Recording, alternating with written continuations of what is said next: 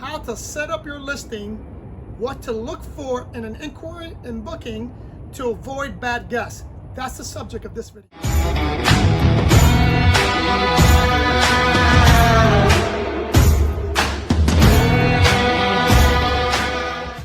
Welcome everyone.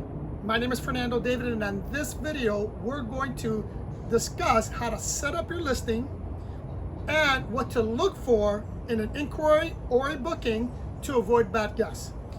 The first thing we're going to do is we're going to go ahead and set up the listing. So follow me. We're going to go ahead and select the property, and I'm going to pick the first one that's on my list. And again, before we begin, the purpose of this setup is to help you prevent from getting a bad guest to begin with. What I'm going to recommend in my experience is that it will help discourage those bad guests from booking your property in the first place. So what I want you to do is, in your listing details, I want you to go into booking settings. It's the first thing we're going to do. In booking settings, you're going to have numerous options. The first option is whether or not you want instant booking on or off. They have pros and cons. The main reason why you want to have it on is because it increases your SEO and increases your chances of getting a booking, because a lot of people want to book instantly. The bad part is that instant booking also prevents you from pre-screening the person before they book the property, and a lot of people that have bad intentions will use the instant booking, and I'll explain why. It's been, if for whatever reason, there's a lot of guests who are they're either naive or not experienced. They'll have your check-in instructions set up so that when you instantly book, you receive that information. I highly discourage you from doing that, because again, a lot of criminals understand that that is the case, and they'll go ahead and do an instant booking with a stolen credit card, and then you will send them the check-in instructions. They'll get the password or the key code or the instructions on how to get into your property. And if it's something that, for example, if it's a lockbox, and they notice in your listing that you don't have any cameras, it opens you up for that liability, or opens you up to be a victim of a crime. So, and we're going to go ahead and touch into that. But that's the negative, and that's the positive. So I have a tendency to keep that on. The next thing is the guest requirements. What I want you to do is, on guest requirements, is I want you to check off the profile picture. What this does, it requires the guest to submit a picture into their profile. Second thing, check off on the government issued ID. This is already a requirement if you have instant booking on, but I like to check it off even if someone is sending me an inquiry. I want to know that before I accept your booking, I want you to submit a government issued ID. The last thing I want you to do, and probably the most important, is set up a pre-booking message. In my pre-booking message, I write, prior to booking, you must read all the rules and the property description. Same-day booking requires the host to check you in, so please allow for some flexibility. In addition, I remind the guests that they're booking a private residence, and I want my guests to be respectful not only to the property but to my neighbors. Here's why this pre-message booking is extremely important. First, if you do get a bad guest, and that guest either throws a party, causes damage to your property, or violates one of your rules, and you're going to request a resolution from Airbnb, Airbnb is going to ask you to prove that A, you had that rule in place, and B, that the guest violated and knew that it was a violation of the rules. By writing this, you put that guest on notice, and the guest agrees by booking that they read the rules. The next thing that's going to do by telling the guest that they must read the description is it eliminates those guests, those what I call career Airbnbers, for lack of a better word. They understand that if they go to your property and they find something wrong, that most likely you're going to give them a discount on their reservation. So I make sure that the descriptions on my property are as accurate as possible, and I make sure that the guest understands that. So, for example, I have pools in my properties, and I don't have a heater in my pool. So if a guest comes during the month of January and February, which South Florida's never really cold, but it does, some nights does get cold. If they get in the pool, they can't complain that the pool is cold, because in my description, I state that my pools are not heated. So this pre-booking message protects you from complaints, and it helps you during the resolution process. All right, let's move on.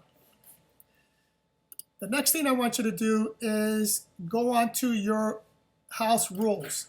In your house rules, you're going to check off whatever applies, but in addition to checking off what applies, you want to reiterate certain key points that will help you discourage any person that wants to use your property to throw a party. So for example, quiet hours. We have quiet hours from 9 p.m. to 6 a.m. I write, or is our rule, that only registered guests are allowed on the property. The next thing I write is that they are not allowed to tamper with the cameras. We don't have street parking. Street parking is not allowed. And then we have a maximum of 2 cars on the property. Here's why this is important. If you get a guest, again, that wants to book your place, even though you state you don't have parties, or parties and events are not allowed, and they want to do that, when they go onto the property, if they have any intentions of tampering with the cameras or blocking the cameras, or doing anything to prevent us from seeing what's happening on the and let me reiterate, when I say cameras, we're going to address this on equipment. When I talk about equipment for the property, I'm referring to cameras on the exterior of the property. It's never okay to have cameras on the interior of the property. So let me move on. If they tamper with the cameras, that is a violation, and you should be running to that property and finding out why they're tampering with the cameras. And me personally, they'll be getting evicted from the property if they do that. So that's why this is important. So let's move on. Availability. Under availability, because I have instant booking, I cap the time to 5 p.m.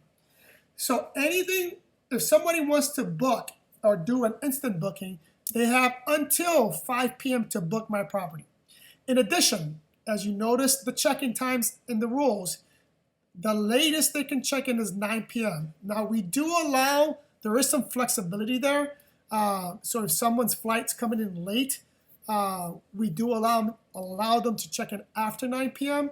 But this is a subject not related to this, but if it's after 9 p.m., I let them know that if they have any issues with the properties, that we will not be available to help them.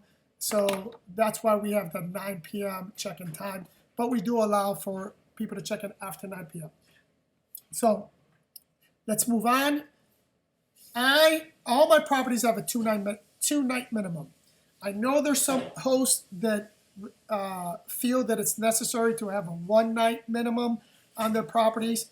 I highly discourage you from doing that unless your property is a studio that's attached to obviously to a other units, or a one-bedroom apartment. Anything great, anything bigger than that, it's just opening you up for guests booking it just for one night to throw a party. So I try to stay away from that.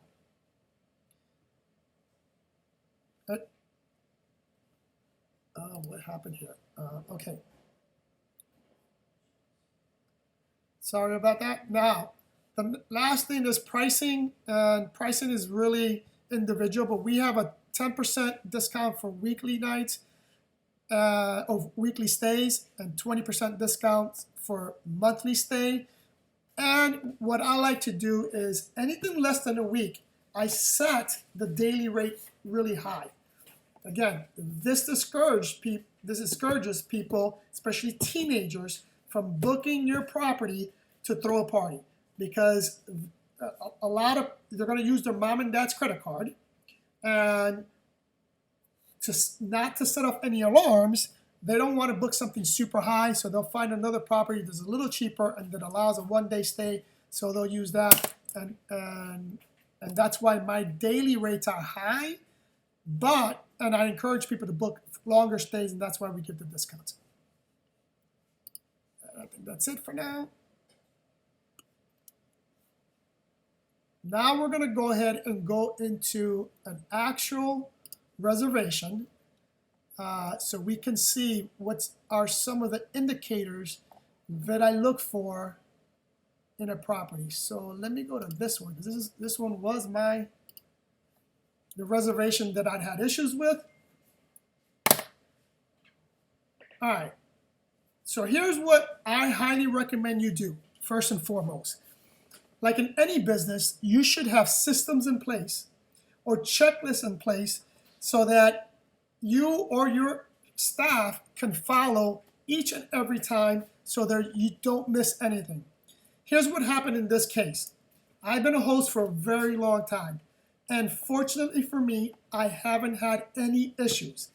Because of that, I got a little lazy, I got complacent, and that complacency cost me and allowed me to receive the bad guests. And it could have been avoided. And this is the reservation. So one of the things that I want you to look at when you get an inquiry or an instant book is to look at the following. Number one, I want you to look at how many guests are coming. In this particular case, this guest booked for 11 nights, and she's only showing one guest. That to me is a red flag. Most people that book for more than a few days or not coming here for work, that are coming for vacation, they don't come alone. So that's one flag. Red flag number two is that, as I stated before, I require my guests to provide a photo, a profile photo or picture. Airbnb doesn't know the difference between a picture of a person or a picture of something else. Well, this guest posted a picture of a shadow. I got lazy and didn't even look at the picture. I just saw that there was a picture, so it technically fit my requirements, but it's a picture of nothing. Next thing I look at is the reviews. Again, this is where I missed, because I should have clicked on the reviews, and had I done that, I would have noticed this review. And what this guest did to this person, she tried to do to me. She stayed in this property, and after 4 days of being on the property, she began complaining. She complained about small, irrelevant stuff like ants, Wi-Fi. She had Wi-Fi issues, but she doesn't explain what the issues were. And then she requested a refund, not a discount. She requested a full refund. And unfortunately for this host, it looks like he provided her the full refund.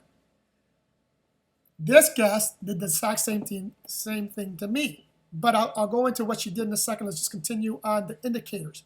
The next thing I look for is this. When did they join Airbnb? In this case, she joined in 2019, which in and of itself isn't bad, but it's not that good because it's fairly recent, right? If you get a brand new person, somebody that it's, we're in the month of, today's August 11th. If somebody joins August 11th and they book your property, then that reservation should be scrutinized. And I'll tell you what to do to scrutinize it, but you should look at it, especially if they instant book and they want to check in on the same day. Next thing I look at is the phone number. As I stated before, we require, and Airbnb also requires a valid phone number, but here is what happens. A lot of times they'll just type in any number. It won't be a valid number, or they'll get a voice over IP phone number. By calling it, you'll be able to identify whether it's a valid number or not, or whether the number belongs to the guest, right? Or if it's a voice over IP. This is a real clear indicator that the person has bad intentions on your property if it's a bad number or if you call it and it's not the guest. Right? So it's very important that you call the guest. And then the last thing on the reservations that I briefly touched on again was the stay. As I mentioned before, if somebody's going to book your property, particularly either to commit a burglary therein or to throw a party, they're usually not going to do it for this. They're not going to book it for this long. Now, one very important component, as I mentioned before, if it's an instant book, I asked the guest to give us some flexibility on their check-in time. Here's why that's important. It takes Airbnb about 2 to 3 hours to get notified if there's an issue with the payment, meaning if the credit card is stolen or not. So that is why I usually wait, and I don't provide any check-in information, and I don't allow the guest to check in for a minimum of 2 hours, because I want to wait and see what Airbnb finds out about the payment, and I want to have time to go over this checklist and to make that phone call. Let's recap. As we mentioned in the setup, here's some key points, right? Number one is guest requirements. Profile photo, government issued ID, pre-booking message, valid phone number. In your house rules, make sure you have no parties, no smoking of any kind, only registered guests allowed. One thing I didn't mention when we were on the computer is the maximum occupancy rate or occupancy on the property. Even I try not to go more than 10 people. I know there's a lot of hosts out there that they want 15, 20 people because they can charge more. I mentioned this in other videos. The more people that are allowed on your property, the more problems you're gonna have. There's gonna be a give and take, obviously. You gotta find that balance between profit, right? Between making money and losing it on the other end in terms of maintenance. So I don't like more than 8 to 10 people, depending on the size of the house, but that's the max. So I include that in there. What to watch out for, right? Same day bookings. Those are going to be your most problematic reservations. Same day booking. Be mindful of the cutoff time. Self check-ins. I recommend you don't do self check-ins on same day bookings or bookings in which the guests want to check in on the same day. And then give them a minimum of a 2-hour wait window. That allows Airbnb enough time to make sure that everything's good with the payment, with the credit card or the individual. Okay. What to look for, again, we already mentioned instant bookings, same day check-ins, the joint date, meaning when did they become a member, when was that profile open, or right? The number of guests. It's rare that somebody's that's gonna come to your property for vacation by themselves. Again, there are exceptions, specifically if they're coming for work. If they're mentioning that in the message, then don't worry about it. But when I see one guest, and again, this is how you feel all this stuff out. Once you get the reservation, the day before they're checking in, give them a phone call. Call them on the phone and say, hey, you know, I'm going to be your host. Is there anything you need? I noticed you only had one person listed as coming. If you have more, it's our rule that you register the guest, and explain all your rules again. And that way you know if you're talking to a real person or not. Facebook and your reviews. Make sure you read all the reviews. The last thing we're going to talk about on this video is the equipment, right? I mentioned cameras before. Make sure that you have cameras on the exterior of the property. In addition to that, you want to have a noise detector device inside the unit. There's a lot on the market right now, but what that does, it'll let you know as a host if the decibels start to go up high, right? The other thing you're going to notice on that is that if they're going to start to throw a party, they're going to tamper with that. So, and some of the devices will let you know the device is being tampered with, right? So that's why you want that. And then the last thing is a smart lock. You want a lock that you could change the code on your phone, lock it, lock the house.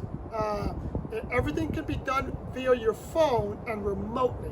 In addition to that, my locks have, I like the locks that have a camera and have that coincide with the surveillance cameras on the outside, because it's more evidence that the person that put in the code is the person that either booked the place or the bad guy who actually went in there to do something bad. That's going to be it for this video. Don't forget there's going to be a part 2, and in part 2 we're going to go ahead and talk about the resolution process. What to do if you get a bad guest and that bad guest either throws a party, causes damages on your property. We're going to discuss that in the next video. But for now, if you have any questions or comments, please list them below. If you like the content, please subscribe and follow us on Instagram.